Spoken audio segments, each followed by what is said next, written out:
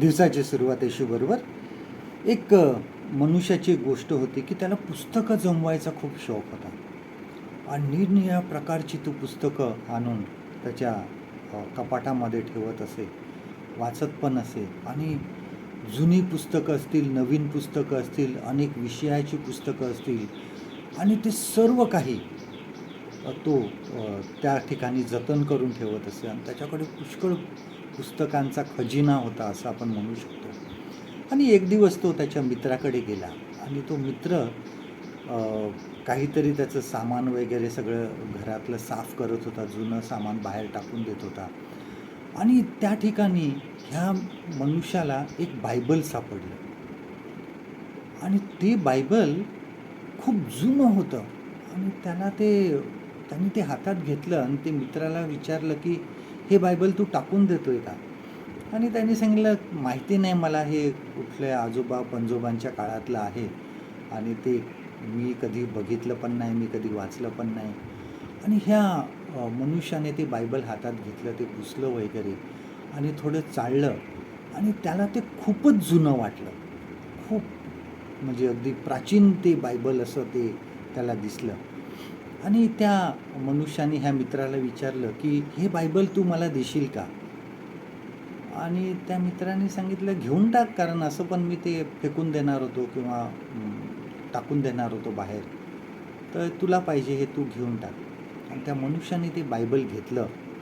Bible घेतल्यानंतर तो प्रसिद्ध जे जुने इतिहासकार असतात की जे अशा पुरातन गोष्टींचा अभ्यास करतात, अशांकडे तो घेऊन गेला ते पुस्तक आणि बायबल. आणि त्या ठिकाणी त्यांना बायबल दाखवलं.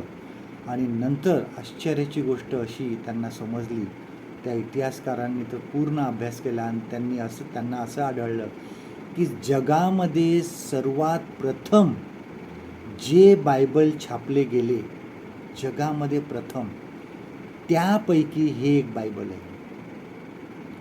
आणि त्या बायबलची किंमत जवळजवळ 2 करोडपेक्षा जास्त होती. लक्षात घ्या, आपल्या जीवनामध्ये सुद्धा बऱ्याच वेळेस देवाने आम्हाला काही ना काहीतरी दिलेलं आहे, परंतु ते आम्ही ओळखण्याचा प्रयत्न करत नाही. खूप मौल्यवान गोष्टी काही आमच्याकडे असतात. ही गोष्ट वाचल्यानंतर आपल्याला एसावाची आठवण येते. ज्येष्ठत्वाचा हक्क परमेश्वराने त्याला दिला होता. ज्येष्ठत्वाचा आशीर्वाद, ज्येष्ठ म्हणजे काय असणे, तो आशीर्वाद परमेश्वराने त्याला दिला होता. परंतु त्यांनी एक वेळच्या जीवनासाठी तो हक्क याकोबाला देऊन टाकला. त्याला ती क्षुल्लक गोष्ट वाटली. ज्येष्ठत्व त्याला क्षुल्लक वाटलं आणि ते त्याने देऊन टाकलं. त्यानंतर त्याला त्याचं महत्त्व कळलं, पण उशीर झाला होता. आपल्याकडे जे काही देवाने दिलेलं आहे ते विकून टाकण्या अगोदर काळजीपूर्वक त्याचा विचार करा.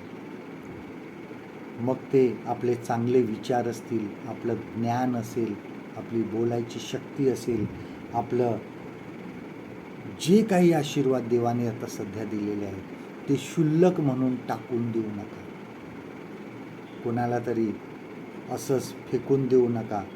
देवाचं साह्य घ्या, देवाची मदत घ्या आणि हे समजण्यासाठी की कुठलं फेकून द्यायचं आहे आणि कुठलं साठवून ठेवायचं आहे. आजचं देवाचं वचन आपल्यासाठी हे आहे, इब्री पत्र याचा 12वा अध्याय 16व वचन. Hebrews chapter 12 and verse 16. त्या एसावासारखे कोणी ऐहिक बुद्धीचे असू नये याकडे लक्ष द्या. परमेश्वर करो आजचा दिवस तुमचा आशीर्वादित करो.